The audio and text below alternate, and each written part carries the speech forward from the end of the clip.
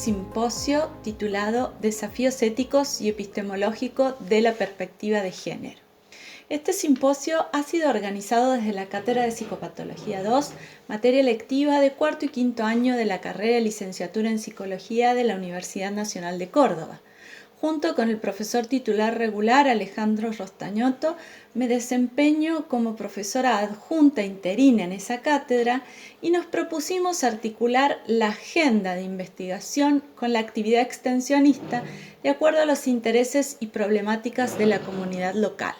Planteamos la docencia relacionada con la práctica extensionista que dirigimos en el Servicio de Asistencia Psicológica, que forma parte de los servicios a la comunidad de la Secretaría de Extensión de la Facultad de Psicología y que se interconecta con los distintos proyectos de investigación que desarrollamos financiados por la Secretaría de Ciencia y Técnica de la Universidad Nacional de Córdoba. De esta manera, nuestro proyecto de cátedra articula los tres pilares de la institución universitaria, los que resultan fundamentales en la formación profesional de les futures psicólogues. Nos posicionamos desde el psicoanálisis lacaniano como un discurso crítico al discurso de la ciencia que forcluye al sujeto y que forcluye la verdad como causa.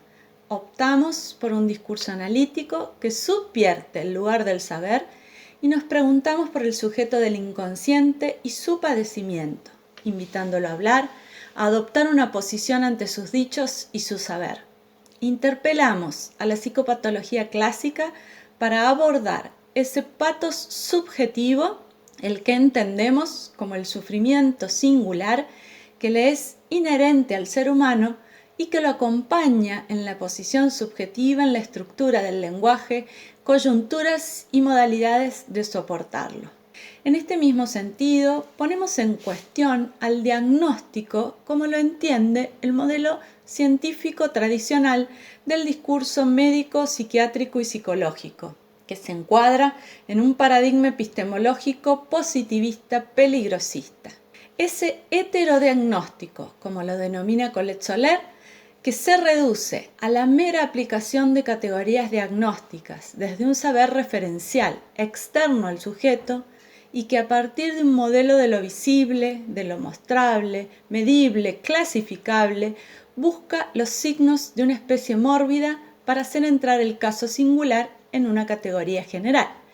Discurso biomédico que desde una perspectiva Foucaultiana resulta interpelado no solo por el poder que la psiquiatría ejerce desde el saber, sino también en las prácticas como rectificadores de las desviaciones morales y sociales, agentes de una salud mental en busca de la adaptación social y de la peligrosidad o no de las personas, denunciando el poder del psiquiatra sobre el así psiquiatrizado que estaría a su merced. Distinguimos entonces un autodiagnóstico, que es aquel que el sujeto realiza de sí mismo al tomar la palabra para decir cuál es su síntoma, qué es lo que no anda, lo que no funciona para él, su patos subjetivo. Es a través de la palabra, de los dichos, en el intervalo de un significante y otro significante, que se constituye no solo el sujeto del psicoanálisis, sino también se constituye el síntoma como lo tratable en la experiencia analítica.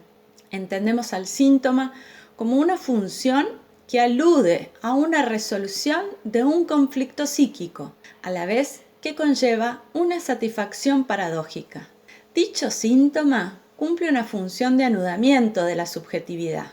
Más bien, pensamos que este síntoma es una herramienta crítica fundamental para producir las transformaciones posibles de la subjetividad y que posibilita, a su vez, la asunción de una posición política interesada en la construcción de una sociedad que garantice la autonomía, la multiplicidad de subjetividades y la diversidad sexual y de género. Proponemos también reflexionar críticamente sobre el término disorder, con el que se diagnostica en el mundo anglosajón, para destacar un aspecto del síntoma como disidente al orden establecido por la hegemonía de un discurso, que es lo que nos conduce a plantear su alcance político. Tomamos la definición de Colette Soler del síntoma como una objeción a la prescripción del discurso común, a lo que Freud llamó principio del placer, es decir, esa conformidad incluida en el sueño del discurso común compartido.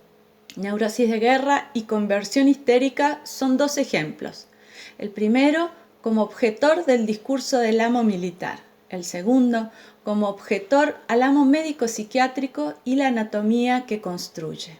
De esta manera, aunque el psicoanálisis nos proporciona herramientas críticas al modelo científico psicopatológico peligrosista, el que no hace más que sustituir categorías que prescriben una supuesta normalidad, como lo es la sustitución en los manuales clasificatorios de las enfermedades mentales de la categoría homosexualidad por la actual categoría disforia de género. Necesitamos además un cambio de paradigma epistemológico, tal como lo plantea Paul Preciado, quien se refiere a la epistemología racial, colonial, heterocapitalista, que desde la perspectiva kuhniana remite a un paradigma científico-cultural que ha estado operando en la medicina y en el derecho occidental desde el siglo VII. Necesitamos entonces, además, una lectura crítica del sesgo androcéntrico de la ciencia y de los psicoanálisis, para reflexionar sobre el esqueleto cognitivo de la epistemología de la diferencia sexual y del capitalismo tecnopatriarcal colonial que los atraviesa no solo en el corpus teórico, sino también en las prácticas. Paso a presentar entonces a nuestros invitada, a quien agradezco especialmente por haberse dado este tiempo de grabar estas disertaciones y de participar también en este congreso. Blas Rady es filósofo de la Facultad de Filosofía de la Universidad Nacional de Buenos Aires, becario doctoral de CONICET y coordina la Cátedra Libre de Estudios Trans. Constance Pagani es licenciada en Psicología por la Facultad de Psicología de la Universidad de Buenos Aires, integrante del Grupo de Filosofía Aplicada y Políticas Queer. Hola, somos Constanza y Blas Rady y queríamos agradecer especialmente a María Yesurón y a la organización del Congreso por la invitación que nos hicieron llegar. Hola, ¿qué tal? Bueno, es nuevo para nosotros esto de grabar la presentación, así que sepan disculpar si no es lo suficientemente espontánea. Estamos, bueno, como todo el mundo, acostumbrándose al uso de estas plataformas. Es un honor para Constanza y para mí poder participar de este congreso y bueno, esperamos que las reflexiones que vamos a compartir hoy les resulten significativas y que sean interesantes para sus temas de investigación. A modo de breve presentación, les cuento que Constanza y yo compartimos distintos grupos de trabajo. Por una parte somos miembros del grupo de Filosofía Aplicada y Políticas Queer, que es coordinado por Moira Pérez, y también somos integrantes del grupo de Teoría del Conocimiento, que también coordina Moira Pérez junto a Federico Penelas y a Florencia Rimoldi.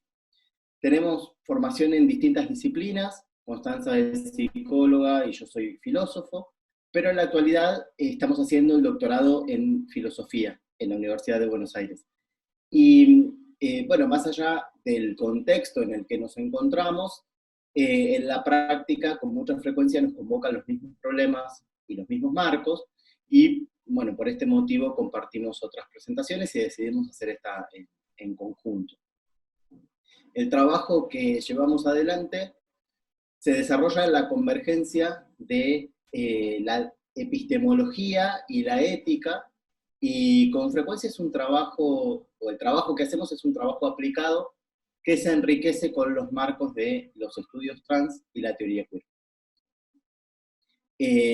Y en estos términos llegamos a considerar específicamente algunos problemas que encontramos en la perspectiva de género. Ustedes sabrán que la perspectiva de género, sobre todo en los últimos años, parece haberse convertido en la clave de bóveda para resolver una serie de problemas acuciantes sobre un abanico muy heterogéneo de temas, que incluye cuestiones tales como medio ambiente, urbanismo, educación, salud, derecho, migración, solo por nombrar algunos. El punto es que todas las expectativas proyectadas sobre la perspectiva de género la convierten en una referencia ineludible en ciertos contextos académicos, políticos e institucionales.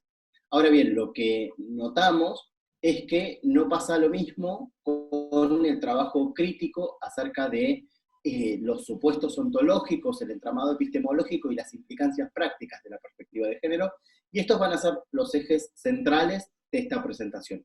A partir de ellos, lo que buscamos es plantear algunos problemas de esta particular perspectiva, tal como se expresa en nuestro contexto, y desarrollar su alcance. Y la tesis que vamos a defender es que la perspectiva de género, cuando pensamos en personas trans, muchas veces es parte del problema que se pretende resolver y no la solución.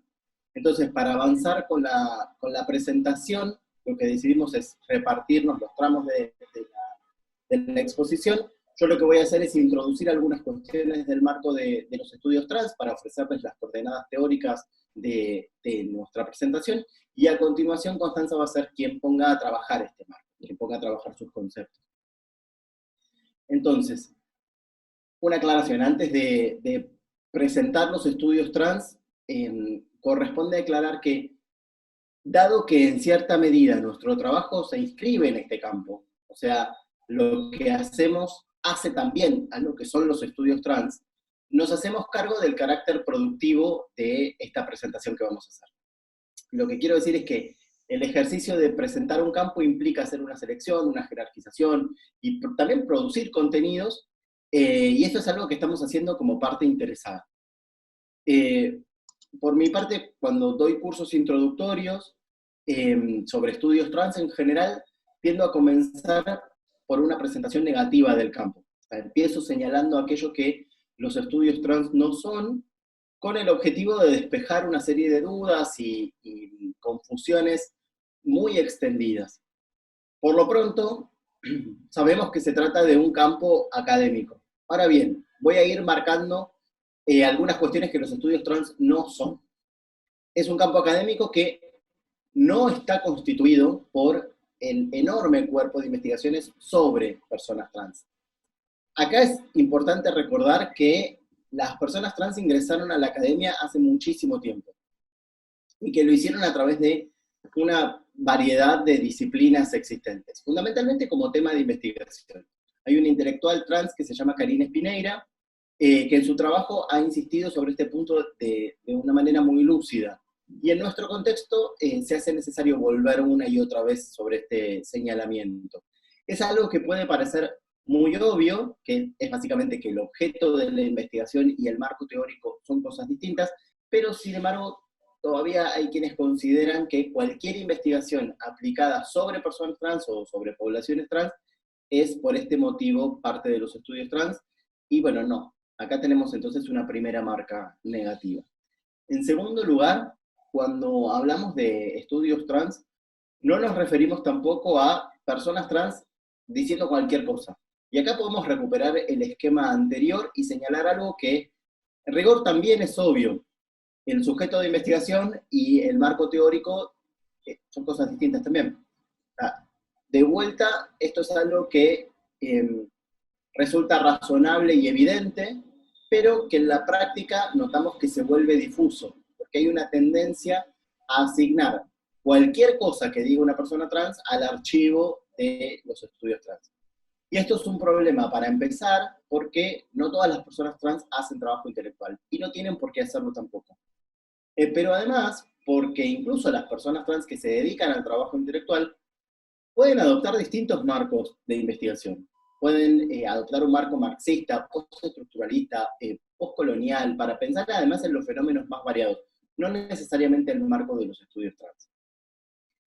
En tercer lugar, los estudios trans no se desarrollan solamente en Estados Unidos. Desde nuestra perspectiva, tienen un desarrollo que se puede rastrear a nivel global, aunque por supuesto ha sido desparejo, y esto se debe más que nada a que en contextos como el nuestro no tuvieron reconocimiento institucional ni financiamiento. Pensemos que todavía hoy en muchas universidades los estudios trans no son considerados un campo académico y quienes quieren adoptarlo para desarrollar sus propios trabajos se encuentran con un montón de obstáculos institucionales derivados de esa falta de reconocimiento. Y corresponde también que pensemos que, no obstante la existencia de esos límites, la producción intelectual igualmente se desarrolla y circula. O sea, encontramos una potencia allí que se abre camino de todos modos. En América Latina hay una producción que tiene una trayectoria muy importante, una trayectoria de investigadores e investigadoras de distintas disciplinas que habitualmente en condiciones de abierta hostilidad han puesto y ponen su trabajo de investigación al servicio de procesos políticos locales, regionales e internacionales. De hecho, acá abro un paréntesis y les cuento que un proyecto reciente, un proyecto de cuarentena de la Cátedra Libre de Estudios Trans que coordino, ofrece una ventana para asomarse al trabajo de muchos intelectuales trans, fundamentalmente en su primera edición de Latinoamérica. Si quieren acceder a este material, bueno, es de acceso abierto, lo pueden hacer a través del canal de YouTube de la cátedra, buscando Cátedra Libre de Estudios Trans, más Corriendo la Voz, que ese es el nombre del proyecto. Sigo adelante después de este paréntesis. Los estudios trans no son un número especial de los estudios de género. Esto es importante porque, por lo menos en Argentina, hay una tendencia a presentar los estudios trans como si fueran un capítulo, es más, como si fueran el último capítulo de los estudios de género o de los estudios feministas. Y también de presentar al feminismo de una manera muy particular, porque se presenta en el marco de una narrativa lineal y progresiva que tiene un despliegue que iría sumando a distintos sujetos, o sea, de manera sucesiva, a distintos sujetos subalternos en la lucha por la ciudadanía. Primero personas racializadas, lesbianas, migrantes y personas trans. Yo creo que, además de que tiene sentido hacer foco en las particularidades de cada propuesta teórica, en los debates y en las fracturas, porque son interesantes en sí mismos, que los estudios trans no solo constituyan, o diría que no solo no constituyan un tema especial dentro de los estudios de género, implica darle una centralidad a las experiencias trans en la investigación, una centralidad de carácter no instrumental. Esto es, apelar a esas experiencias para, por ejemplo, ilustrar la construcción social del género, y una vez que se marca ese punto, bueno, seguir adelante hablando sin más de los derechos de las mujeres cis. Ese es el uso instrumental que recurrentemente se ha denunciado desde el marco de los estudios trans respecto de la teoría feminista, ¿no? El uso de las narrativas, de las experiencias o de los testimonios trans en función de una agenda o de un proyecto político o teórico que en rigor a las personas trans les resulta ajeno. Decía entonces, esto implicó darle centralidad a las experiencias trans y hacerlo también sin hacer de estas experiencias una anécdota, como ese registro de una minoría, que reviste tal excepcionalidad que resulta poco significativo a la hora de influir en el tratamiento que afecte, de temas que afecten a la población en general. Entonces, habiendo recorrido todos estos aspectos, o esta dimensión negativa, como para despejar dudas, o disolver algunas confusiones, veamos qué son los estudios trans. Y esto voy a hacer una presentación también esquemática. Los estudios trans son un campo académico en crecimiento.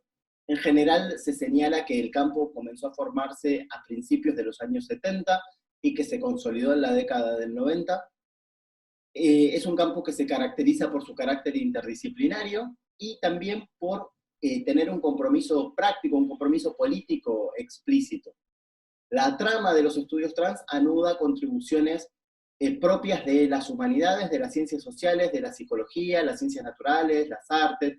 En gran medida quienes trabajan con este marco son también activistas, y el trabajo intelectual que llevan adelante es un trabajo aplicado, un trabajo que tiene una agenda muy relacionada con urgencias materiales bien concretas.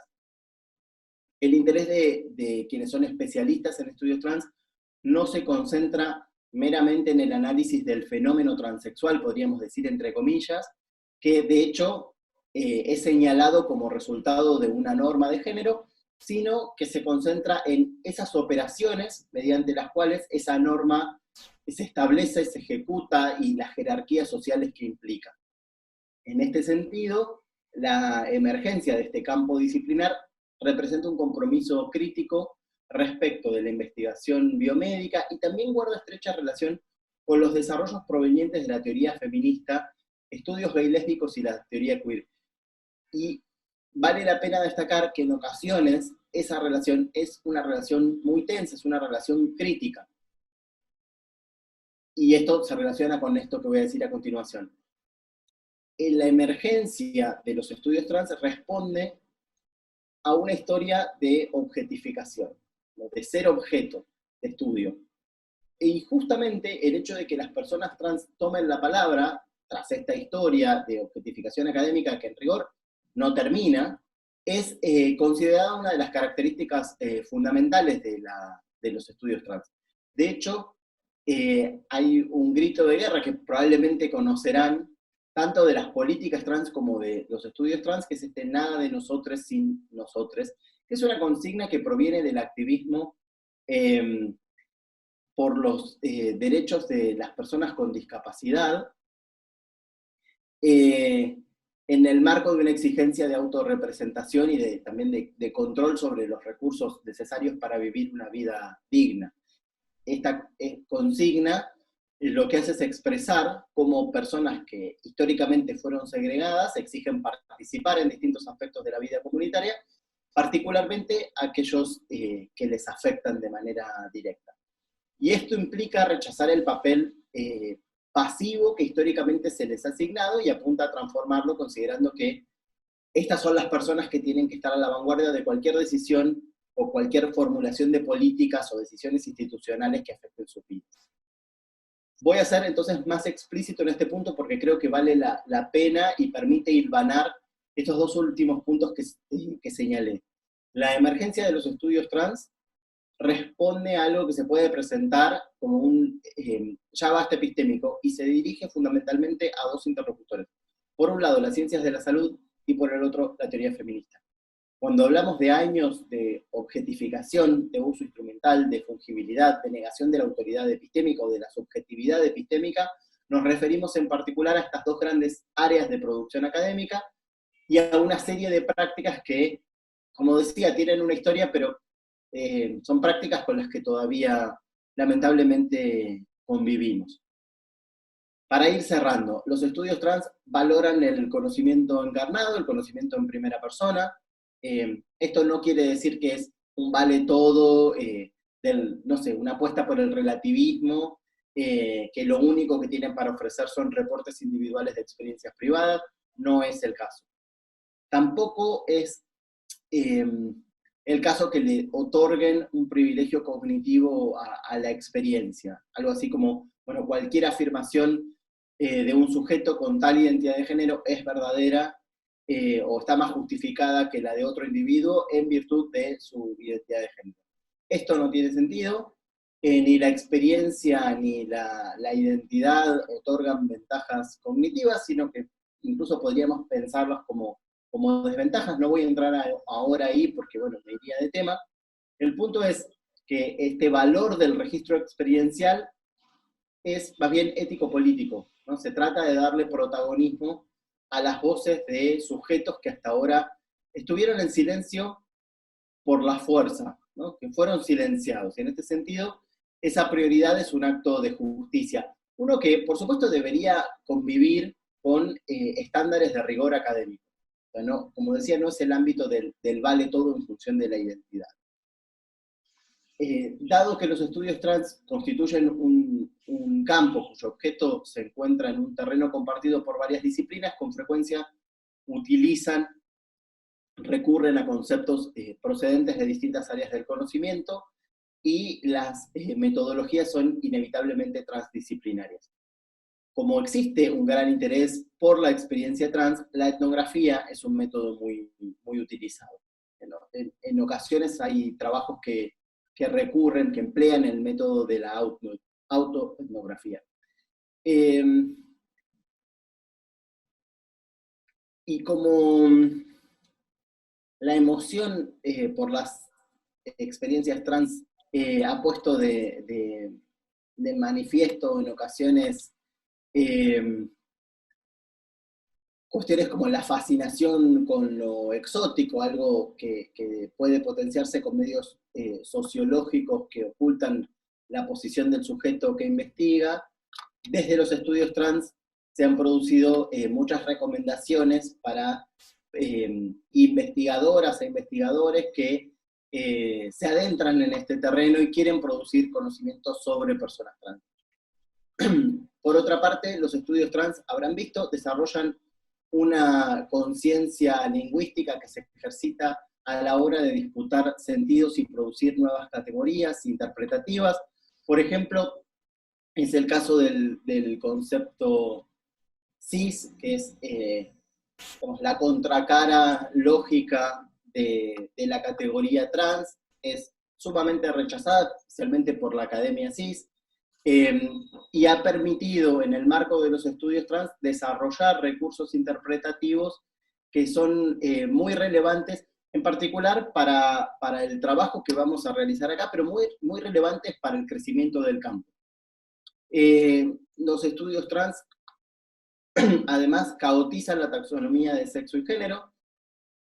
Esto quiere decir que no entienden al sexo y al género como si fueran categorías externas, como si fueran categorías estables, sino que aparecen encarnadas en los individuos que las experimentan, y en este sentido, los estudios trans cuestionan, por un lado, la estabilidad del sexo. Esto significa que se alejan, tienen una perspectiva crítica respecto de esta concepción materialista e ingenua, que asume que hay una base unívoca y fija, que vendría a ser el dato duro de la realidad, que luego va a ser expresado o que va a ser reflejado por el género.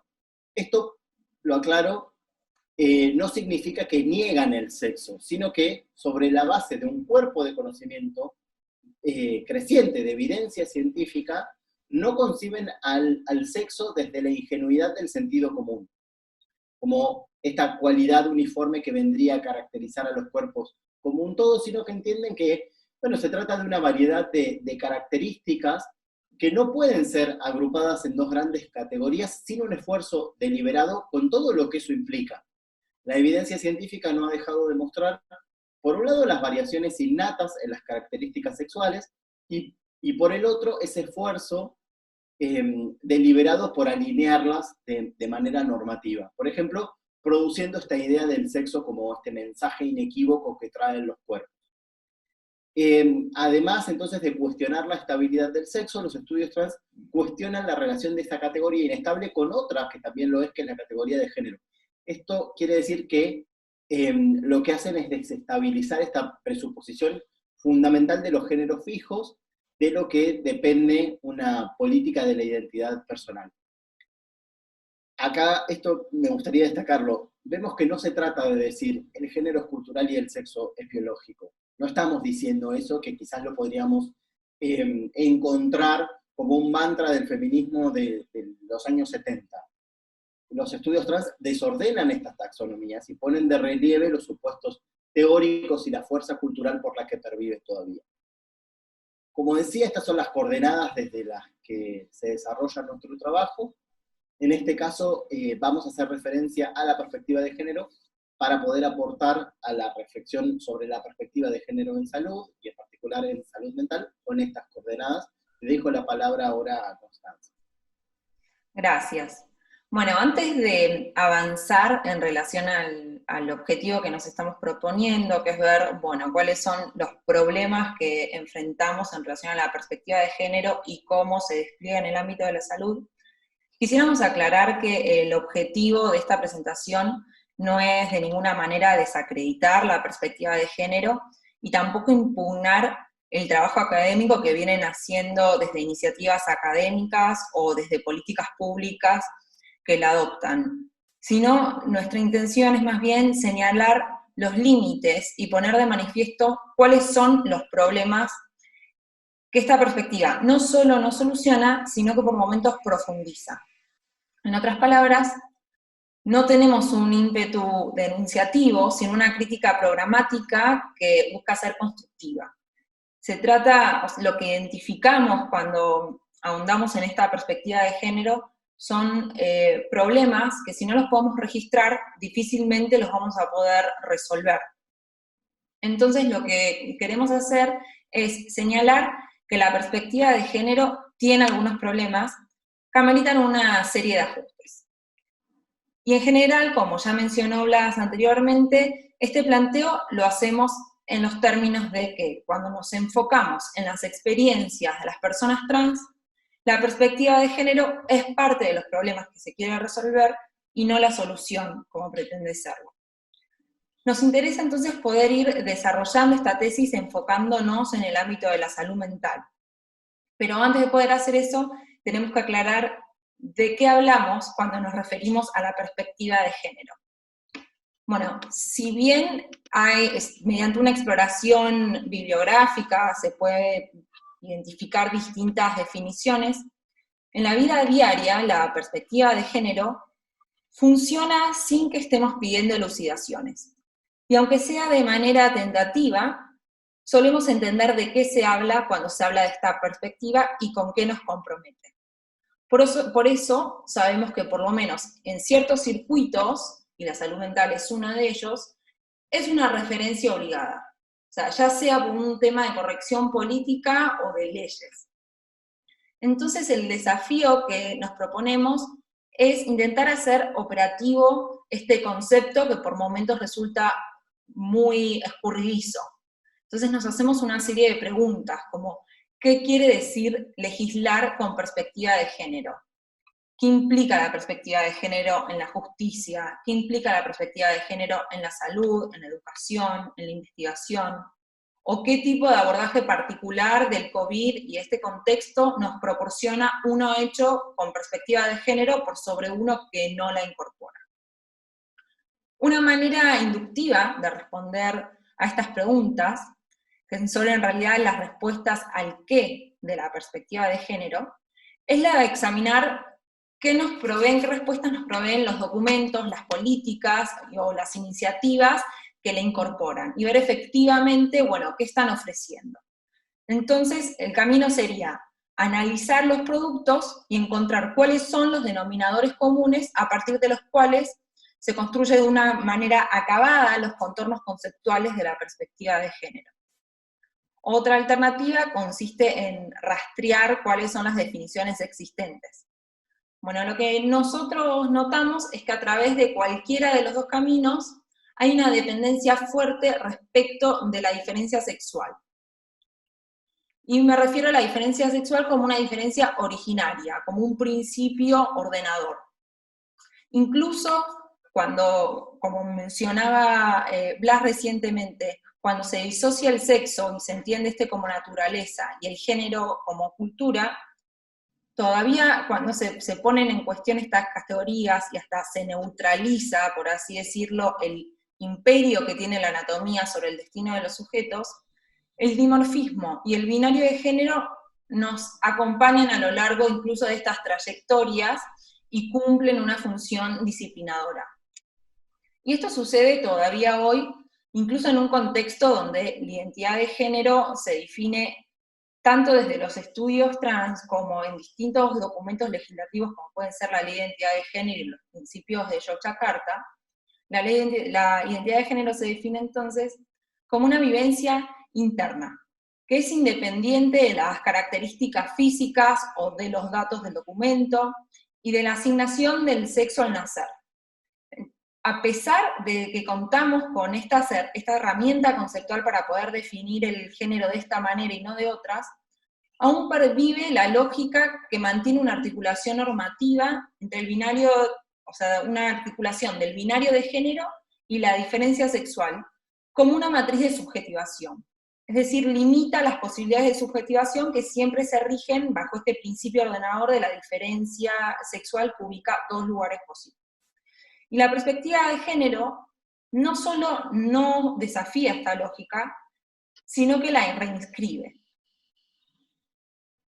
Ahora sí, avanzando hacia el área de salud mental, nosotros entendemos que en gran medida la salud mental con perspectiva de género, las iniciativas que se pueden enmarcar dentro de la perspectiva de género en este ámbito, son el resultado de una creciente demanda de modelos de abordaje teórico-clínicos que no se encuentren inscriptos en un paradigma cis-heteronormativo.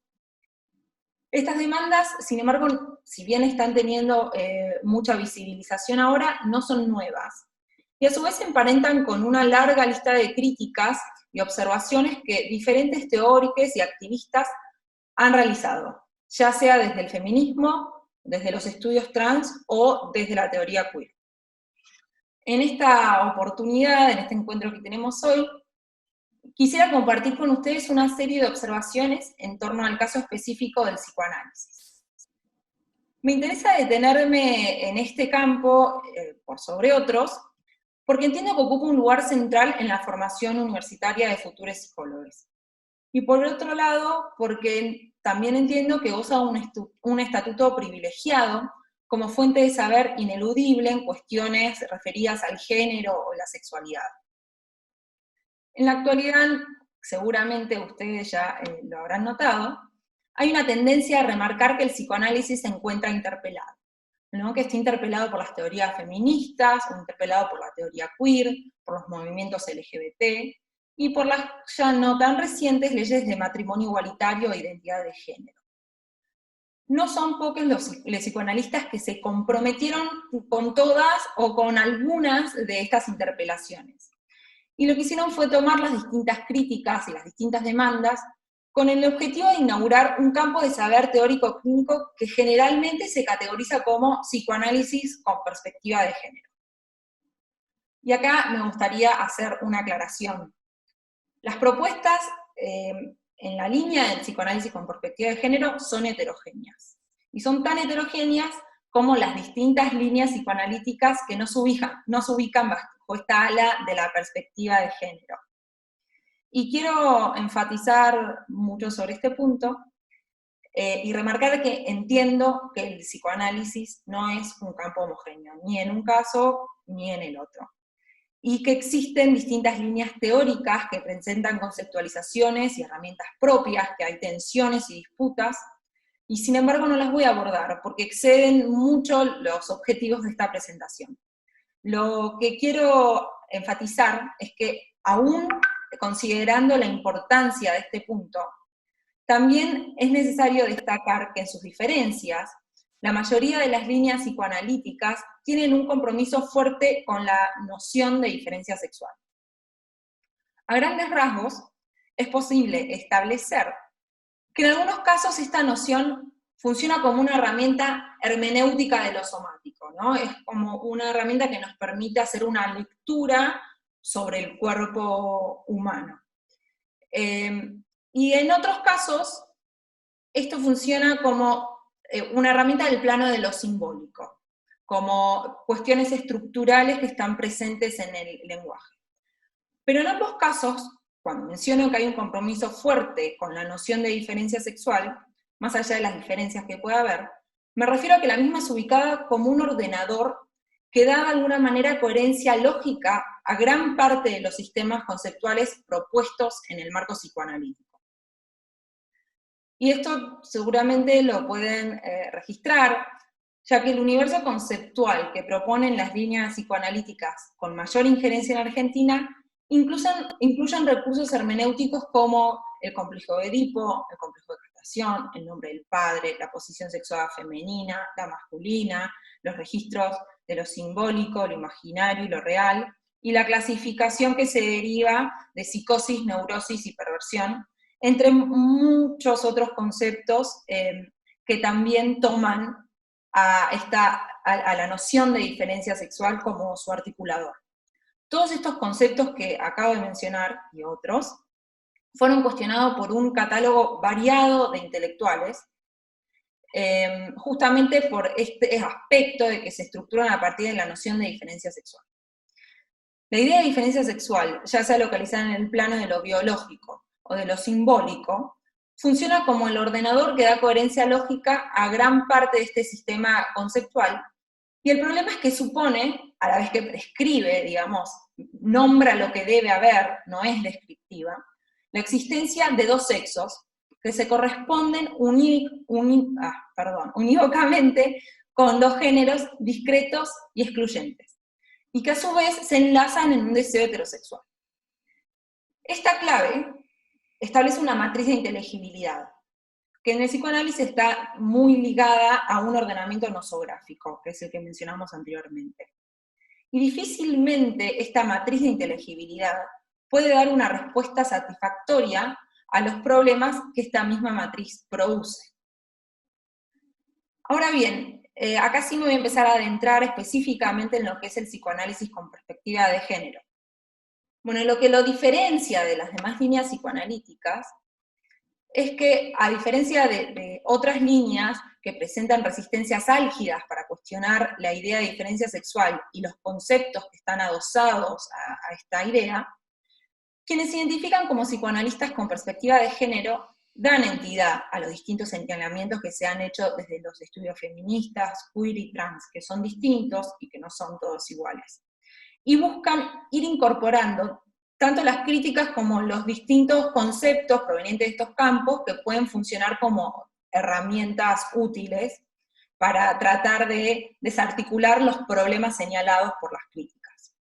Entonces, teniendo esto en consideración, me parece importante destacar que el psicoanálisis con perspectiva de género permitió ciertas cosas. Por ejemplo, que muchos psicoanalistas se puedan formular nuevas preguntas y cuestionamientos, digamos, a la luz de estas críticas o de la incorporación de ciertas ramas de los llamados estudios de género. Y que a su vez hay que reconocer que dio entidad a críticas que fueron por mucho tiempo, y aún continúan siendo, voluntariamente ignoradas por amplios sectores del psicoanálisis, al menos en nuestro país. Y también me gustaría reconocer que presenta esfuerzos que son identificables por reconocer e incorporar el aporte que otras disciplinas puedan ofrecer para pensar los psicoanálisis. Sin embargo, esto no necesariamente garantiza que se pueda generar un desarrollo que sea lo suficientemente sólido para producir puntos de vista alternativos. Es decir, puntos de vista alternativos que puedan trabajar las críticas de manera tal que éstas permitan reformular los recursos epistémicos y el sistema epistémico mismo al que pertenecen esos recursos. En este sentido, quiero remarcar que hay una dificultad particular en el psicoanálisis para poder incorporar estos saberes que provienen de otras áreas. Y es que el psicoanálisis sostiene saberes en relación al género o los géneros, y compromete la posibilidad de incorporar de forma sencilla saberes diferentes. Sobre todo aquellos saberes que desarticulan la creencia que sostiene la existencia de un dimorfismo sexual que es ahistórico, estable e invariante. Para decirlo de manera más clara y ordenada, el psicoanálisis articula un saber sobre el sexo, sobre el género y la sexualidad en clave cisexista. Y la deconstrucción de esta clave implicaría reformas a nivel sistémico que son equiparables a un cambio de paradigma. Es decir, no es algo que meramente se pueda solucionar incorporando nuevas conceptualizaciones, sino que hay que desarticular completamente las que ya están operando. Si no, esta incorporación termina siendo de alguna manera cosmética y entrando en contradicción. El psicoanálisis con perspectiva de género se propone en este aspecto como una propuesta diferenciada de otro psicoanálisis, en la medida que, como expresa su nombre, toma el género como una categoría transversal. Y ahora vamos a replicar preguntas que nos venimos haciendo, que es, ¿qué implica esta perspectiva de género? Y particularmente en este campo, ¿qué se está entendiendo por género? Bueno, hemos tomado estas preguntas, hemos analizado distintos materiales que fueron desarrollados bajo la idea de psicoanálisis con perspectiva de género, y en distintos trabajos fue posible identificar que se suele hacer referencia, en la gran mayoría de los trabajos que se producen en esta disciplina, se suele hacer referencia a la situación de dominación que es sufrida por, entre comillas, las mujeres, o las vivencias de patologización de las personas LGBT. O sea, se pueden distinguir como estos grandes campos. Pese a ello, cuando se utilizan los términos de mujeres o varones, en rara ocasión se explicita que se está haciendo referencia a identidades cis. Y cuando esto sucede, suele deberse a que en el mismo trabajo se menciona a pacientes trans, ya sea porque se están trabajando con algún material clínico, o a personas trans en general. A su vez, otro de los temas imperantes en esta esfera suelen ser la violencia de género entendida en clave cis, es decir, de varones cis hacia mujeres cis, o sea, en clave cis y también heterosexual. Pero también puede, digamos, ir más allá de las relaciones sexoafectivas y plantear estas relaciones de dominación, pero siempre en una clave cisexista. También aborda temas relacionados al consentimiento, pero de vuelta con un enfoque en relaciones heterosexuales cis, donde las relaciones asimétricas de poder siempre son analizadas a partir del género. Es decir, que no se toman otras categorías para producir estos análisis. Otro de los temas son las diferentes formas de maternidad y de paternidad cis. Y también tenemos hay como otro grupo de temas relacionados al cuestionamiento de la heterosexualidad obligatoria que sostiene lo que podríamos llamar el psicoanálisis tradicional. Se hace referencia en estos casos a personas gays o lesbianas, y también se pueden llegar a encontrar trabajos que abordan cuestiones referidas a maternidades o a paternidades en relaciones, digamos, que son catalogadas como homosexuales. En estos casos que vengo enumerando, la noción de diferencia sexual no es perturbada. Así como mencioné antes, los saberes psicoanalíticos tradicionales hacen una cadena que enlaza sexo, género y deseo. La perspectiva de género, en estos casos que fui mencionando, solo toman aquellos saberes que generalmente provienen del feminismo, que cuestionan la segunda parte de la cadena, es decir, la jerarquía entre los géneros y la heteronormatividad. Finalmente, también se puede identificar un tercer grupo. Y acá me refiero a aquellos trabajos que ubica como tema a las identidades trans. A grandes rasgos se suele identificar de manera frecuente una explicitación de intenciones que están alejadas de los esquemas patologizadores que el psicoanálisis sostuvo y sigue sosteniendo durante tantos años. Sin embargo, la idea de diferencia sexual sobre la que se asienta la matriz cis-heterosexual de inteligibilidad del psicoanálisis no se conmueve. Y acá me gustaría hacer una aclaración. Esto no significa necesariamente que no haya una intención genuina de hacerlo. Lo que quiero recalcar con esto es que no estamos evaluando las intenciones, sino estamos queriendo remarcar que las intenciones no son suficientes para generar la coherencia, la sistematicidad y la precisión conceptual requerida para poder conmover esta matriz cis-heterosexual. Asimismo, en estos trabajos ocurre algo que no es propio nada más de estos campos, que se puede identificar en general en distintas disciplinas. Cuando se habla de las personas trans, se suele aludir a la ley de identidad de género y a sus definiciones. Sin embargo, esta cita no se produce a la hora de hablar de mujeres y varones cis. O sea, lo que quiero decir es que la definición de identidad de género presente en la ley, y también en tradiciones de pensamiento trans, no se traduce en el psicoanálisis con perspectiva de género en una posibilidad para producir un nuevo entendimiento de la subjetividad. En otras palabras, de alguna manera, en ocasiones la ley parecería que es leída en términos transespecíficos, ¿no? Como si fuese una herramienta legislativa y conceptual que solo sirve para abordar o pensar el género de las personas trans. Bueno, esta descripción que fui haciendo permite que arribemos a una serie de observaciones para ensayar algunas respuestas a las preguntas que formulamos anteriormente, que eran, ¿qué es lo que implica esta perspectiva de género? ¿Y qué es lo que se entiende por género? Entonces, mediante este método inductivo de análisis, que fue analizar distintos trabajos que se presentan bajo la órbita del psicoanálisis con perspectiva de género, es posible arribar a la conclusión de que lo que se entiende por género varía de acuerdo a la temática que es tratada en cada caso.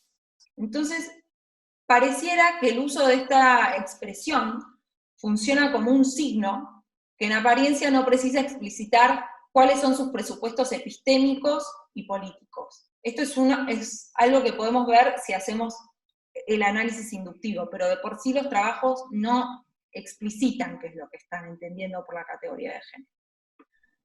Y la operatoria que se puede identificar con sistematicidad, o sea, que opera con sistematicidad, es que se producen agrupamientos de ciertos temas y subjetividades sobre los que interesa producir un discurso que se diferencie del psicoanálisis tradicional y patologizante, y que dé cuenta de un mayor grado de hospitalidad. Entonces, según los temas y subjetividades que están siendo agrupados, la perspectiva de género o la categoría de género asume diferentes compromisos teóricos. Y a grandes rasgos, como fuimos describiendo, este agrupamiento de temas puede clasificarse en tres ejes. Por un lado, tenemos aquellos trabajos que abordan el carácter jerarquizado de las relaciones entre varones y mujeres, o las opresiones y las violencias sufridas por las mujeres cis. Por otro lado, tenemos aquellos trabajos enfocados en abordar las orientaciones sexuales y distintas temáticas en torno a las mismas, como por ejemplo las posibilidades de maternidad y paternidad. Y por último tenemos como otro gran tema, las personas trans, o sea, un universo que se genera en torno a una identidad.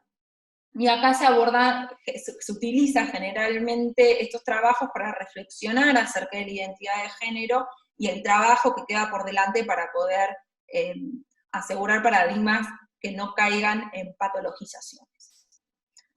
Bueno, más allá, como dije recientemente, más allá de las intenciones que son expresadas, o sea, de las buenas intenciones que se suelen expresar, estos agrupamientos tienen una serie de efectos, que en parte son el ocultamiento y la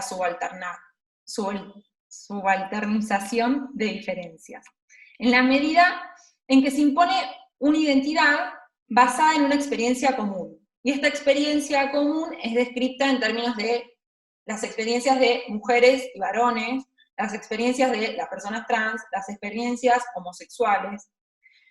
Y notarán que esto tiene como consecuencia la cristalización de identidades y de asuntos desde análisis que son sumamente sesgados, en los que la pretendida perspectiva de género se aleja justamente de la posibilidad de poder desentrañar estos saberes normativos que instaura el psicoanálisis en torno a las características sexuales, el género y el deseo. Bueno, antes de continuar el análisis, soy consciente de que lo que estoy haciendo implica un nivel de generalización que responde también a poder abordar cierta cantidad de temas en una presentación reducida.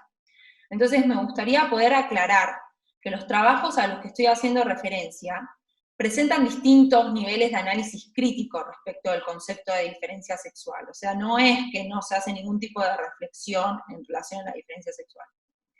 Lo que noto, y que por eso me permito hacer esta generalización, que obviamente es algo en lo que hay que seguir trabajando, incluso en aquellos casos en los que la noción de diferencia sexual es fuertemente criticada, es posible identificar el uso de conceptos que surgieron a partir de la legitimación de la idea de diferencia sexual. Y acá me refiero a categorías como las de travestismo, transexualismo, hermafroditismo, o expresiones como el miembro sexual masculino, el sexo biológico original, entre otras categorías. Entonces, por ende, la mayoría de estos trabajos, aunque se enmarcan en expresiones de buenas intenciones, carecen de la conciencia lingüística a la que hizo referencia Blas anteriormente. Entonces, como consecuencia, el uso de estas categorías lo que genera es una reproducción y una reificación de aquellos sentidos que la supuesta perspectiva de género busca desarticular, y se identifican distintas formas y niveles de contradicciones. ¿Por qué? Porque si bien las intenciones son despatologizantes, se privilegian aquellas categorías interpretativas que son patologizantes y que son cisexistas. Y muchas veces se utilizan estas categorías en lugar de aquellas categorías que fueron producidas por la comunidad trans y por las experiencias relatadas en primera persona de las personas trans. Y cuando me refiero a relatadas en primera persona, no me estoy refiriendo a un mero relato, sino a una producción de un conocimiento y de una categoría hermenéutica válida para poder dar sentido a ciertas experiencias. Bueno, a su vez, hay otro problema que se suma, que es que la reproducción acrítica de estas categorías suele ser acompañada por prácticas de citación igualmente acríticas a autores como John Money, Robert Stoller, Benjamin Green. Este tipo de prácticas han sido muy problematizadas, especialmente en trabajos enmarcados en los estudios trans. Y acarrea al menos el problema de invisibilizar e indirectamente aprobar las condiciones de producción del conocimiento producido por estos autores que mencioné. Cabe destacar y tener siempre presente que muchas veces estas condiciones de producción implicaban prácticas de violencia epistémica, donde las personas trans ocupaban el lugar de meros objetos de estudio sobre los que se generaba un conocimiento patologizante. Entonces, mediante este tipo de operaciones que se pueden identificar de manera sistemática, el psicoanálisis con perspectiva de género en muchas ocasiones no logra diferenciarse radicalmente de las prácticas de violencia epistémica que caracterizan al psicoanálisis hegemónico.